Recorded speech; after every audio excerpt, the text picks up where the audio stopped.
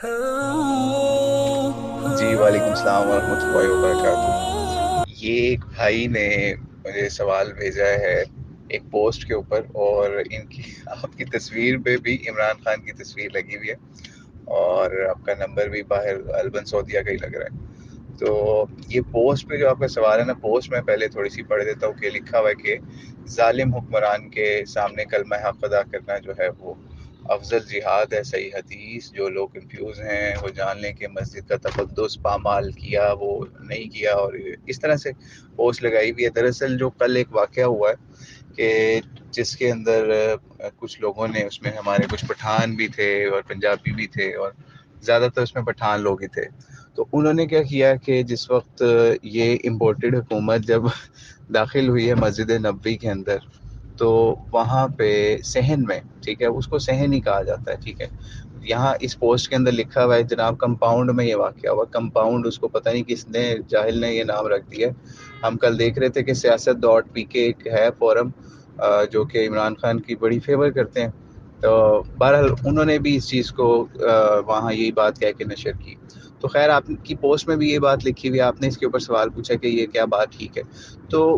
پہلی تو بات یہ کہ یہ کمپاؤنڈ نہیں تھا، ٹھیک ہے، مسجد کا صحن تھا، اور یہاں سے سیدھا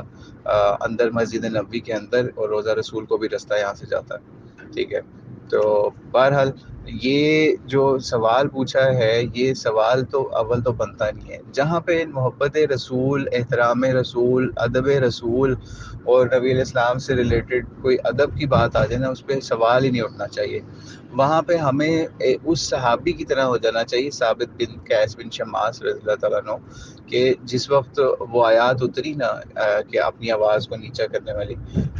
کہ تمہارے اعمال ضائع کر دیے جائیں اور تمہیں پتہ بھی نہ چلے، ٹھیک ہے۔ تو اللہ تعالیٰ نے جب یہ قرآن پاک کی آیتیں نازل ہوئی نا، تو وہ صحابی بڑی اونچی بولا کرتے تھے، ٹھیک ہے، ان کی آواز بہت اونچی تھی، اور وہ اصل میں یہ سمجھ لیں یہ کوئی اونچی کوئی لڑنے کے لیے نہیں بولا کرتے تھے، وہ اس لیے اونچی بولا کرتے تھے کہ ان کی ڈیوٹی تھی کہ باہر کے وفود وغیرہ اور تبلیغ اور ان چیزوں میں نا، وہ سمجھ لیں واز اے لاؤڈ اسپیکر، ٹھیک ہے۔ تو ان کی آواز بھی بڑی تھی اور بڑے وہ خطیب تھے۔ لیکن جب یہ آیات نازل ہوئی تو ان کو اپنے ایمان کی فکر پڑ گئی کہ میری تو آواز بہت بلند ہے نبی علیہ السلام کے سامنے بھی، تو میرا کیا بنے گا۔ تو خیر کافی لمبا واقعہ۔ یہ تو صحابہ کا ایمان تھا کہ نبی علیہ السلام نے ان کو بلایا اور ان کو بتایا تمہارے لیے یہ سارا معاملہ ہوا۔ تو یہ صحابہ کا ایمان تھا کہ وہ قرآن پاک کی آیت سن کے نا دل ان کے ڈر جاتے تھے۔ لیکن ہمارے جو آج کے لوگ ہیں، جو کسی بھی گورنمنٹ کے ساتھ یا کسی اپوزیشن کے ساتھ ان کی افیلیشن ہوتی ہے، تو وہ کیا کرتے ہیں کہ وہ حجتیں نکالتے ہیں ان چیزوں کے اوپر کہ یہ کیوں ایسے نہیں ہونا چاہیے تھا، تو ایسے ہونا چاہیے تھا۔ حالانکہ جس وقت یہ کام نون لیگیوں نے بھی کروایا تھا، یہ کام، ٹھیک ہے، جن کو ہمارے لوگ اکثر پٹواری بھی کہتے ہیں، تو انہوں نے بھی یہ کام کروایا تھا، اور اس وقت مریم نواز کے ٹویٹ بھی آئے تھے، اور وہ اب تک سیو ہیں لوگوں کے پاس، کہ اس نے اس چیز کی سپورٹ کی تھی کہ یہ چور وزیر اعظم اور اس طرح کی باتیں،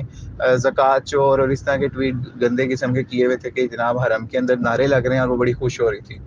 تو خیر اب ان کے ساتھ جب یہ ہوا ہے، تو اس کے اوپر اب لوگوں نے کیا کہنا شروع کر دیا جناب، یہ کہ یہ تو ظالم حکمران کے خلاف کلمہ حق کہنا جہاد کی طرح ہے۔ وہ حدیثیں پیش کرنی شروع کر دی ہیں پی ٹی آئی فینز نے، پی ٹی آئی لورز نے۔ تو یہ بہت ظلم والی بات ہے، ٹھیک ہے۔ یعنی ایسی جگہ جہاں پہ بڑے بڑے اکابرین جو ہیں اپنی جوتیاں اتار کے پھرا کرتے تھے کہ کہیں کسی جگہ پہ نبی علیہ السلام کا پاؤں مبارک نہ آیا ہو تو اس کے اوپر میری جوتی نہ آ جائے، تو ہم وہاں اس ہستی کے دربار میں حاضری کی جگہ پر یا اس کے قریب چند میٹر کے فاصلے کے اوپر ہم آج یہ اس طریقے سے شور ڈالیں، اور اس شور یا نعرے بازی کو ہم یہ کہنا شروع کر دیں کہ جناب یہ تو ظالم حکمران کے سامنے کلمہ حق ہم بلند کریں۔ بھائی یہ کوئی ایسا جہاد یا ظالم حکمران کے خلاف کلمہ حق نہیں ہے کہ آپ صرف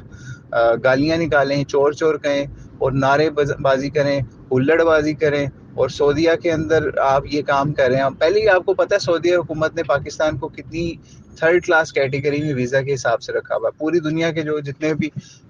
فرسٹ ورلڈ کنٹریز ہیں، ان کو انہوں نے آن ارائیول ویزا بھی ان کے لیے رکھا ہوا ہے، ان کے اور بھی سہولتیں ہیں، ان کو جب مرضی ویزا لے کے ٹورسٹ ویزا لے کے عمرہ کریں، جو مرضی کریں، ٹرانزٹ ان کو فوری مل جاتا ہے۔ اور پاکستان کی اس طرح کی حرکتوں کی وجہ سے، ان کی لیبر کی اس طرح کی حرکتوں کی وجہ سے، اس میں زیادہ تر لیبر انوالو ہے، جو بھی یہ کام ہوا اس کے اندر، اور کچھ عمرے والے بھی انوالو ہیں، لیکن زیادہ تر لیبر انوالو ہے۔ میں آپ کو بتاؤں گا لیبر کیوں انوالو ہے، آڈیو بہت لمبی ہو جائے گی۔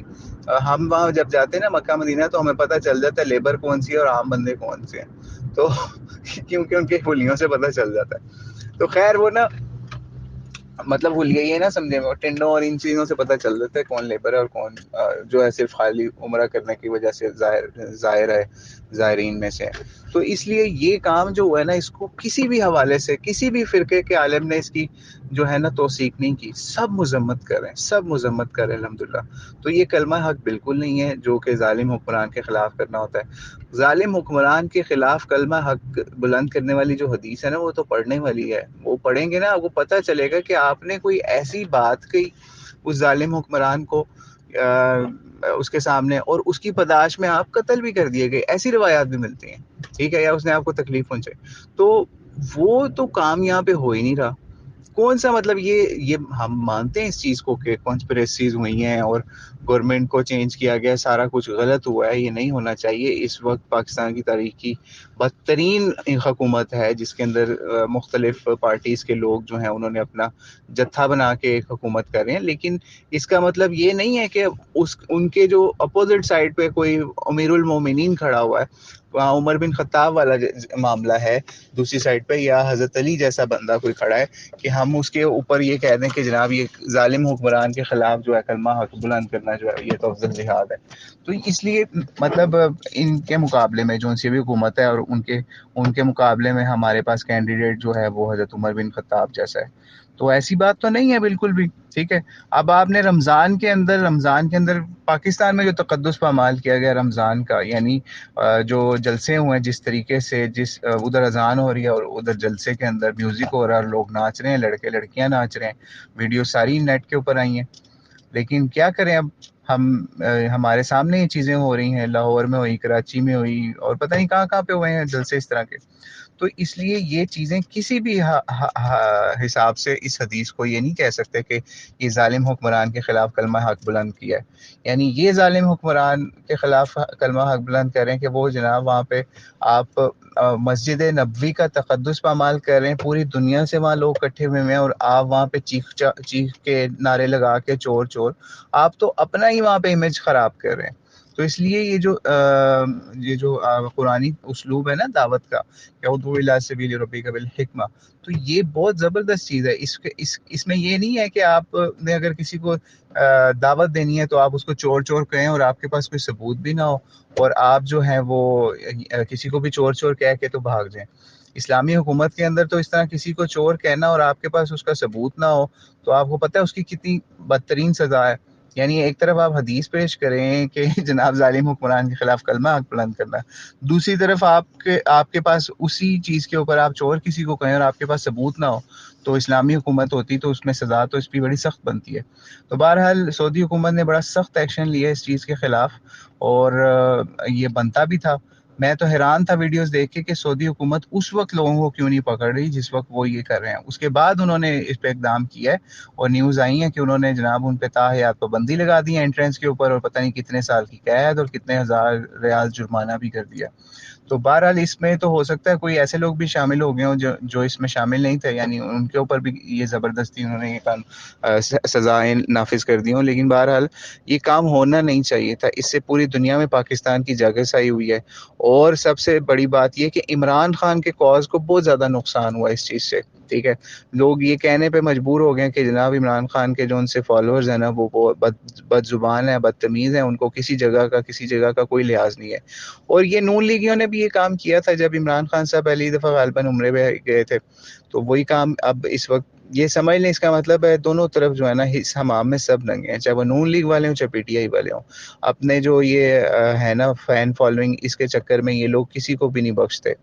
تو انہوں نے بھی یہ کام کیا تھا، نون لیگ والوں نے بھی، اب انہوں نے بھی کر دیا. تو اس لیے کسی بھی لحاظ سے یہ جو حدیث ہے نا، آپ نے جس کا پوچھا کہ کیا یہ اس میں اس زمرے میں آتی ہے، بالکل نہیں آتی ہے اس زمرے میں. آپ ایک اسلامی نظام نافذ کرنے کے لیے کوئی اقامت دین کے نام کے اوپر یہ کام کرتے، آپ کسی ظالم حکمران کے خلاف کلمہ حق کرتے، آپ پراپر طریقے سے کرتے ہیں. میں مثال دیتا ہوں، ابھی سود کے خلاف فیصلہ آیا ہے تو کتنے پی ٹی آئی والے سڑکوں کے اوپر آئے کہ جناب امپلیمنٹ کرو یہ والا نظام جو فیڈرل شریعت کورٹ کے اندر پچھلے تقریباً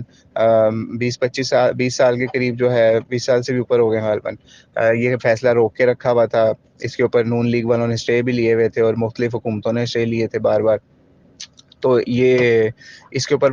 کیوں نہیں امپلیمنٹیشن کے لیے بات کر رہے؟ اسی لیے نہیں کر رہے کیونکہ ان کے پاس گٹس ہی نہیں ہے. پی ٹی آئی والے کریں نا جلسے اس کے اوپر، ٹھیک ہے، نہیں کر سکتے کیونکہ ان کے منشور میں ہی نہیں ہے کہ اسلامی نظام کو نافذ کرنا. صرف دین کو جو ہے، مذہب کو یہ لوگ استعمال کر رہے ہیں. اللہ کریم ان لوگوں کو ہدایت دے. بہرحال ہماری ابھی بھی اس وقت یہی بات ہے کہ یہ حکومت بدترین حکومتوں میں سے ایک ہے، لیکن ہم یہ نہیں کہہ سکتے کہ یہ جو مسجد نبوی کے اندر بدترین واقعہ ہوا اس کی کوئی گنجائش شرعی لحاظ سے نہیں نکلتی. یہ نبی علیہ السلام کے